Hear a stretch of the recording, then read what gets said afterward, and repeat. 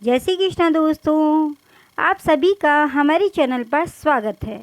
आज हम आपके लिए श्रावण मास का अध्याय 2 लेकर आए हैं। इससे पहले हम श्रावण मास महात्म अध्याय 1 डाल चुके हैं, तो आशा करते हैं कि आपने वो अध्याय पढ़ लिया होगा।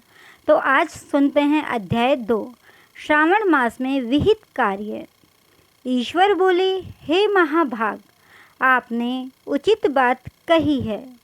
हे ब्रह्मपुत्र, आप विनम्र, गुणी, श्रद्धालु तथा भक्ति संपन्न श्रोता हैं। हे अनघ, आपने श्रावण मास के विषय में विनम्रता पूर्वक जो पूछा है उसे तथा जो नहीं भी पूछा है वह सब अत्यंत हर्ष के साथ प्रेम में आपको बताऊंगा।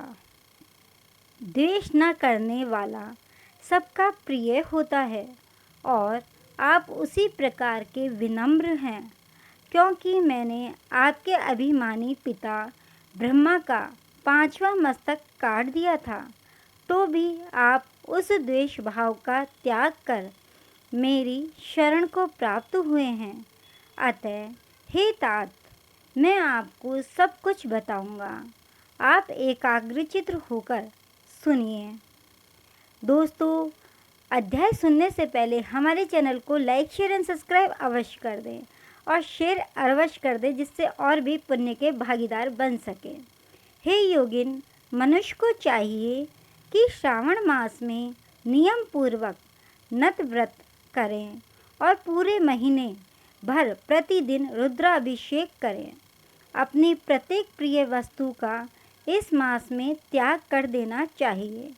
पुष्पों, फलों, दांतों, तुलसी की मंजीरी तथा तुलसी दलों और बील पत्रों से शिव जी की लक्ष्य पूजा करनी चाहिए। 1 करोड़ शिवलिंग बनाना चाहिए और ब्राह्मणों को भोजन कराना चाहिए। महीने भर धारण, पारण, व्रत अथवा उपवास करना चाहिए।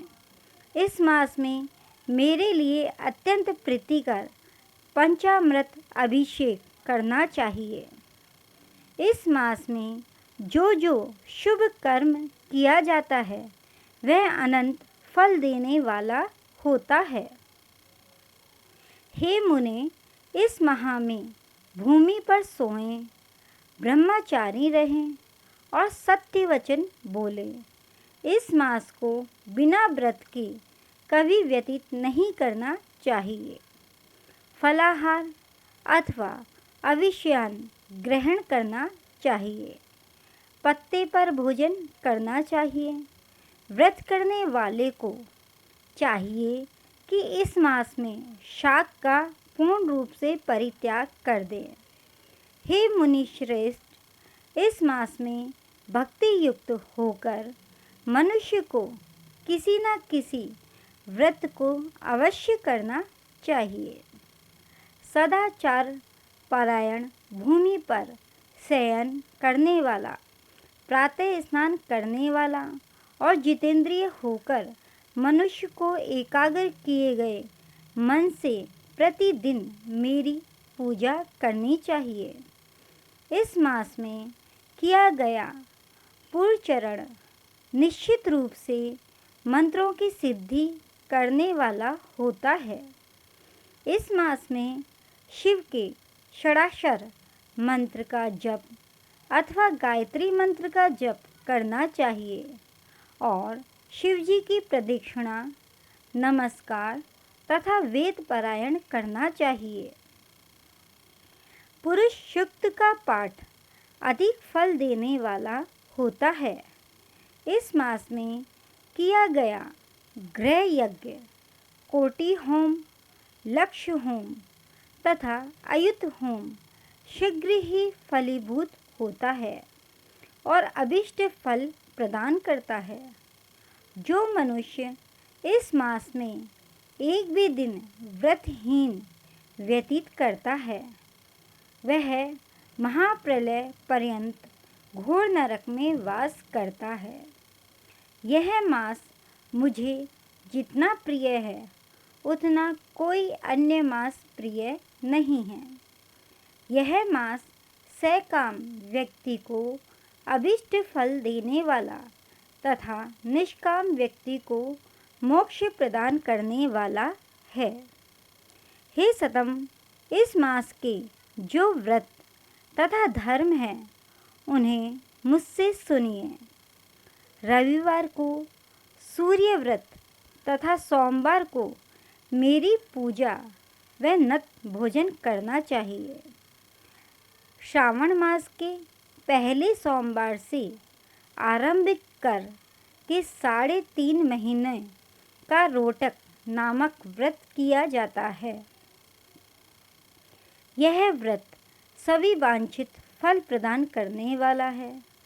मंगलवार को मंगल गौरी का व्रत, बुधवार को व बृहस्पतिवार के दिन इन दोनों वारों का व्रत, शुक्रवार को जीवंतिका व्रत और शनिवार को हनुमान तथा नरसिंह का व्रत करना बताया गया है। हे मुने, अब तिथियों में किए जाने वाले व्रतों का श्रवण करें। श्रावण के शुक्ल पक्ष की द्वितीय तिथि को औदुंबर नामक व्रत होता है। श्रावण के शुक्ल पक्ष की तृतीय तिथि को गौरी व्रत होता है। इसी प्रकार शुक्ल पक्ष की चतुर्थी तिथि को दुर्वा गणपति नामक व्रत किया जाता है। हे मुने, उसी चतुर्थी का दूसरा नाम विनायकी चतुर्थी भी है। शुक्ल पक्ष में पंचमी तिथि नागों के पूजन के लिए प्रस्तर होती है। हे मुनि श्रेष्ठ, इस पंचमी को रौरव कल्पादि नाम से जानिए। षष्ठी तिथि को सुपोदन व्रत और सप्तमी तिथि को शीतला व्रत होता है। अष्टमी अथवा चतुर्दशी तिथि को देवी का पवित्रारोपण व्रत होता है। इस माह के शुक्ल तथा कृष्ण पक्ष की दोनों नौमी तिथियों को नक्त व्रत करना बताया गया है। शुक्ल पक्ष की दशमी तिथि को आशा नामक व्रत होता है। इस मास में दोनों पक्षों में दोनों एकादशी तिथियों को इस व्रत की कुछ और विशेषता मानी गई है। श्रावण मास के शुक्ल पक्ष की द्वादशी तिथि को श्री विष्णु का पवित्रारोपण व्रत बताया गया है। इस द्वादशी तिथि में भगवान श्रीधर की पूजा करके मनुष्य परम गति को प्राप्त करता है।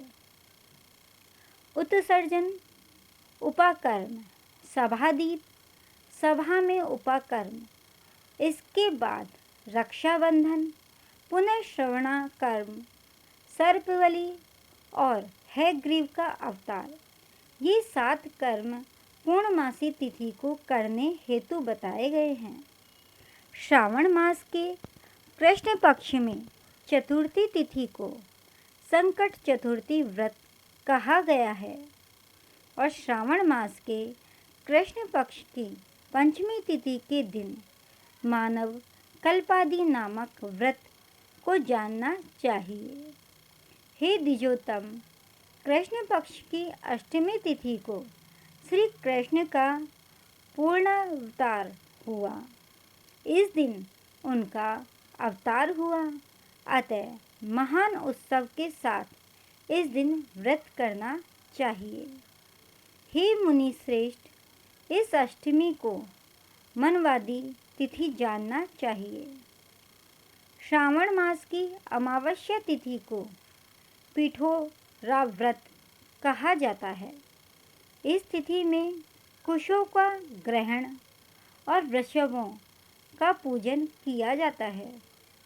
इस मास में शुक्ल पक्ष की प्रतिपदा तिथि से लेकर सब तिथियों के पृथक पृथक देवता हैं। प्रतिपदा तिथि के देवता अग्नि, द्वितीय तिथि के देवता ब्रह्मा, तृतीया तिथि की गौरी और चतुर्थी के देवता गणपति हैं। पंचमी के देवता नाग और षष्ठी तिथि के देवता कार्तिकेय, सप्तमी के देवता सूर्य, अष्टमी के देवता शिव हैं। नवमी की देवी दुर्गा, दशमी के देवता यम और एकादशी तिथि के देवता विश्वदेव कहे गए हैं। द्वादशी के विष्णु तथा त्रयोदशी के देवता कामदेव हैं। चतुर्दशी के देवता शिव और पूर्णिमा के देवता चंद्रमा और अमावस्या के देवता पितर हैं। ये सब तिथियों के देवता कहे गए हैं। जिस देवता की जो तिथि हो उस देवता की उसी तिथि में पूजा करनी चाहिए। प्राय इस मास में अगस्त्य का उदय होता है। हे मुने, मैं उस काल को बता रहा हूँ, आप एकाग्रचित्त होकर सुनिए।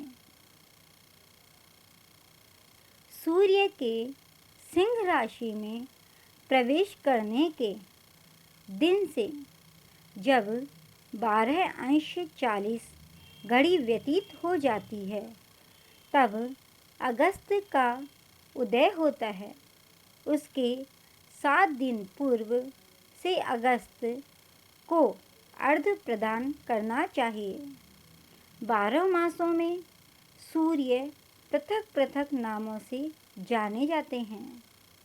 उनमें से श्रावण मास में सूर्य गवस्ती नाम से वाला होकर तपता है, अर्थात सूर्य भगवान का नाम गवस्ती होता है। इस मास में मनुष्यों को भक्ति संपन्न होकर सूर्य की पूजा करनी चाहिए। हे सतम, 4 मासों में जो वस्तुएं वर्जित हैं उन्हें सुनिए। श्रावण मास में शाक तथा भाद्रपद में दही का त्याग कर देना चाहिए। इसी प्रकार आश्विन में दूध तथा कार्तिक में दाल का परित्याग कर देना चाहिए। यदि इन मासों में इन वस्तुओं का त्याग नहीं कर सकते तो केवल श्रावण मास में ही उक्त वस्तुओं का त्याग करने से मानव उसी फल को प्राप्त कर लेता है। हे मानद, यह बात मैंने आपसे संक्षेप में कही है। हे मुनि श्रेष्ठ, इस मास के व्रतों और धर्मों के विस्तार को सैकड़ों वर्षों में भी कोई नहीं कह सकता। मेरी अथवा विष्णु की प्रसन्नता के लिए संपूर्ण रूप से व्रत करना चाहिए। परमार्थ की दृष्टि से हम दोनों में भेद नहीं है। जो लोग भेद करते हैं वे नरकगामी होते हैं, अर्थात वो नरक में जाते हैं। अतः हे सनत कुमार, आप श्रावण मास में धर्म का आचरण कीजिए। दोस्तों, यह था श्रावण मास का महत्तम अध्याय 2। इससे पहले हम श्रावण मास के महत्तम अध्याय 1 डाल चुके हैं। आशा करते हैं कि आपने वो महत्तम पढ़ा होगा। अगर वो नहीं पढ़ा है तो पिछला वीडियो देखकर वो महत्तम पढ़ लें और फिर दूसरा पढ़ें, जिससे कि आपको श्रावण महत्तम का फल प्राप्त हो सके और शिव जी की कृपा आप पर बनी रहे। ऐसी आशा के साथ जय श्री कृष्ण दोस्तों।